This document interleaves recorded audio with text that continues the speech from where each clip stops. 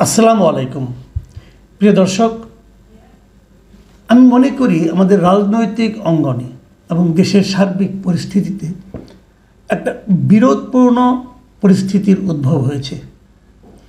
বিরোধপূর্ণ কেন বললাম? যে এ পর্যন্ত গত ৮ মাসে এই যে ডক্টর ইউনূসের একটা সরকার, যাকে আমরা অন্তর্বর্তীকালীন সরকার হিসেবে জানি এবং যার নামকরণও তাই, এই সরকারকে এতদিন সকল রাজনৈতিক দল এক ধরনের সমর্থন দিয়ে এসেছে এবং সেই সমর্থন তারা প্রকাশ্যেও ঘোষণা করেছে। প্রকাশ্যে কোনো দলের সঙ্গে তাদের এখন পর্যন্ত আমি কোনো মতবিরোধ হতে দেখিনি। দু একজন দলের দু একজন নেতা হয়তো কিছু কথা বলেছেন, যার সঙ্গে হয়তো ডক্টর ইউনূসের চিন্তা অথবা বক্তব্য অথবা কর্মকাণ্ড মেলেনি, দু একজন নেতা বিচ্ছিন্নভাবে, কিন্তু দলীয়ভাবে তাদের বিরোধিতা কেউ করেনি। বিরোধিতা করতে পারে বলে কেউ কেউ আশঙ্কা করেছেন এবং সেই আশঙ্কাটা বেশিরভাগ এসেছে ডক্টর ইউনূসকে যারা সমর্থন করেন দেশে অথবা বিদেশে, যারা সোশ্যাল মিডিয়ায় বেশ সরব, তাদের কণ্ঠ থেকে। তারা নানা ধরনের ক্যারিকেচার করে নানা ধরনের সংকট তৈরির চেষ্টা করেছেন। তাদের সেই চেষ্টা অতঃপর আমার কেন যেন মনে হয় সফল হতে যাচ্ছে। এবং আজকে ডক্টর ইউনূসের সঙ্গে বিএনপির একটা প্রতিনিধি দলের একটা মিটিং ছিল। সেই মিটিংটা বিএনপি তাদের কাছে চেয়েছিল যে তারা ডক্টর ইউনূসের সঙ্গে কথা বলতে চায় এবং সে কথাটা বলেছে আজকে দুপুরে। এবং দুপুরের সেই বাক্যালাপের পর সেখান থেকে বের হয়ে এসে ডক্টর ইউনূসের পক্ষ থেকে ডক্টর অধ্যাপক আসিফ নজরুল, যিনি আইন উপদেষ্টা, উনিও ব্রিফ করেছেন। কিন্তু যে ব্রিফিংটা আমাদের মনে সেই আশঙ্কাটাকে বাস্তবায়িত করেছে বলে মনে হয় আমার কাছে, সেটা হলো বিএনপির পক্ষ থেকে যে ব্রিফিংটা হয়েছে সেটা। সেখান থেকে বের হয়ে এসে বিএনপির মহাসচিব, দেশে থাকা বিএনপি নেতাদের মধ্যে সর্বোচ্চ যিনি আছেন, মির্জা ফখরুল ইসলাম আলমগীর, উনি স্পষ্ট বলেছেন আমরা একেবারেই সন্তুষ্ট নই। তো ওনারা কার উপর অসন্তুষ্ট? ডক্টর ইউনূসের কথার উপর অসন্তুষ্ট। ওনারা ডক্টর ইউনূসের কাছে অনেকগুলি পয়েন্ট নিয়ে গিয়েছিলেন, তবে সবচেয়ে বড় পয়েন্ট ছিল নির্বাচন কবে হবে। এবং ওনারা বলার চেষ্টা করেছিলেন যে এই নির্বাচনটা ডিসেম্বরে হওয়া উচিত। ওনারা একথাই বলার চেষ্টা করেছিলেন নির্বাচন ডিসেম্বরে না হলে দেশে একটা অস্থিতিশীল পরিস্থিতি তৈরি হতে পারে। ওনারা এই যেগুলো আগেও বলেছেন, এর আগেও আমি দেখেছি প্রায় 2 সপ্তাহ আগে রয়টার্সের কাছে দেওয়া এক ইন্টারভিউয়ে বিএনপির শীর্ষস্থানীয় নেতা ডক্টর মঈন খান ওই একই কথা বলেছিলেন যে ডিসেম্বরের মধ্যে নির্বাচন না হলে দেশে একটা অস্থিরতা, একটা অস্থিতিশীলতা তৈরি হতে পারে। সেই একই কথা এবার মির্জা ফখরুল ইসলাম আলমগীর বললেন। দেখুন কি বলেছেন, আমি ওনার বক্তব্যগুলো আপনাদের পড়ে শোনাই। ডক্টর মির্জা ফখরুল ইসলাম আলমগীর বলেছেন, ওনার কথা হুবহু বলছে, এই কারণে দু একটা শব্দ এদিক সেদিক হলে হয়তো অর্থ অন্যরকম হয়ে যেতে পারে। আমরা হুবহু ওনাদের কথাটা শুনতে চাই। উনি বলেছেন আমরা একেবারেই সন্তুষ্ট নই। আমরা পরিষ্কার করে বলেছি ডিসেম্বরের মধ্যে নির্বাচন না হলে দেশের রাজনৈতিক, অর্থনৈতিক ও সামাজিক পরিস্থিতি আরও খারাপের দিকে যাবে। এই যে কথাটা বলেছেন এর কিন্তু অনেকগুলো অর্থ আছে। যেমন একটা কথা বলেছেন আরও খারাপের দিকে যাবে। প্রশ্নটা হচ্ছে তাহলে এখন কি খারাপের মধ্যে আছে? উনি আরও খারাপের কথা বলছেন। এখন আমার এখানে একটা ছোট্ট একটা প্রশ্ন, যে আসলে কি খারাপের দিকে যাবে নাকি উনি জুজুর ভয় দেখাচ্ছেন? এটা নিয়ে কিন্তু আমি মনে করি আলোচনা হতে পারে। তবে আমি এতটুকু আমি বুঝি যে যতক্ষণ পর্যন্ত একটা নির্বাচিত গণতান্ত্রিক সরকার না আসবে, যতদিন পর্যন্ত এরকম একটা ঝুলন্ত অন্তর্বর্তীকালীন সরকার থাকবে দায়িত্বে, রাষ্ট্র ক্ষমতায়, সরকারে, ততদিন পর্যন্ত এখানে বিদেশি বিনিয়োগ আসবে না। আপনি যতই রোড শো করেন আর যতই সামিট করেন, যতই স্মার্ট লোকদের এনে বক্তৃতা দেওয়ান, ভাই কোনো কাজ হবে না। পরে ধরা পড়ে যাবে যে ওখানে যাদের বিনিয়োগকারী হিসেবে এনেছেন তারা অনেকে নাকি 15-20 বছর ধরে এদেশে বসবাস করে। চামড়া সাদা, কথাও বলে ভাঙা বাংলায়, ইংরেজিতে বলে, কিন্তু তারা এদেশে থাকে, এদেশের অধিবাসী তারা। কিন্তু ওইগুলি এনে মানুষকে আপনি বেশি দিন কিন্তু চোখে ধুলা দিতে পারবেন না। বিনিয়োগ আসবে না ভাই। পৃথিবীর কোনো বিনিয়োগকারী এমন একটা দেশে বিনিয়োগ করবে না যে দেশে স্থায়ী কোনো সরকার নেই, স্থিতিশীল কোনো সরকার নেই। এটাই নিয়ম। আর অন্য অন্য নেগেটিভ দিকগুলোর কথা বাদই দেন। ডক্টর ইউনূসের এই সরকারের আমলে মৌলবাদী এরা কোনো সুযোগ পাচ্ছে কিনা, আশকারা পাচ্ছে কিনা, এটা নিয়ে তো ডোনাল্ড ট্রাম্পও দেখলাম একটা টুইট করেছে। যাই হোক, ওই আলোচনা হয় না করি আপাতত। কাজেই তারা যে বলেছে অর্থনৈতিক ও সামাজিক পরিস্থিতি আরও খারাপের দিকে যাবে, এটা একদম অমূলক বলেছে তা কিন্তু আমি মনে করি না। দ্বিতীয় যে কথাটা মির্জা ফখরুল বলেছেন, তিনি বলেছেন যে তারা ওখানে দেখা করে তাদের উদ্বেগের বিষয়গুলো ডক্টর ইউনূসকে জানিয়েছেন।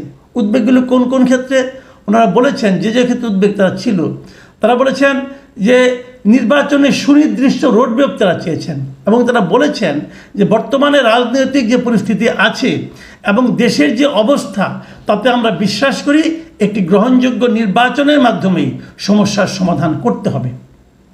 এই হলো দাবি। এই দাবিতে আমি কিন্তু বুঝি না যে এই দাবিতে অন্যায়টা কোথায়। নির্বাচন চাওয়াটা কি অন্যায়? নির্বাচন অর্থটা কি আমাকে একটু স্পষ্ট করে আমি বোঝার চেষ্টা করি। নির্বাচন অর্থটা কি?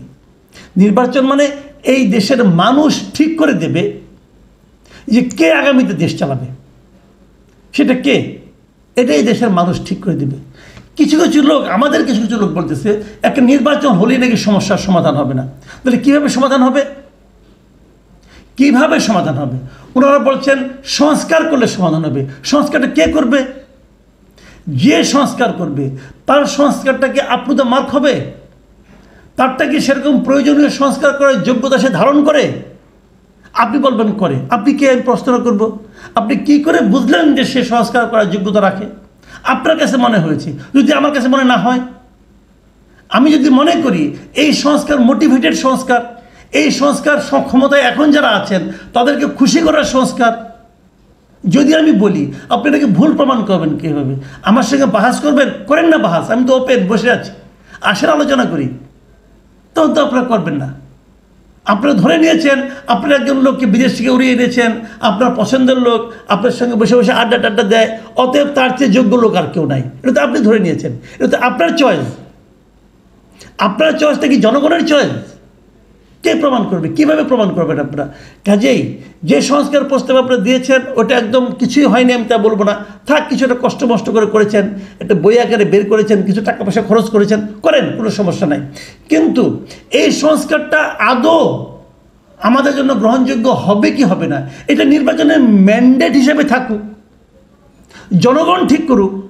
যারা নির্বাচিত হবেন তারা যার যার ম্যান্ডেট নিয়ে যাবেন। আপনারাও আসেন ম্যান্ডেট নিয়ে, বলেন আমরা নির্বাচিত হলে আমরা এই সংস্কারগুলো বাস্তবায়ন করব। বিএনপি বলবে আমরা নির্বাচিত হলে আমরা 31 দফা বাস্তবায়ন করব। জামাত যদি বলে না এই সংস্কার ভালো, তো জামাত এই সংস্কারের পক্ষে জনগণের ম্যান্ডেট চাবে।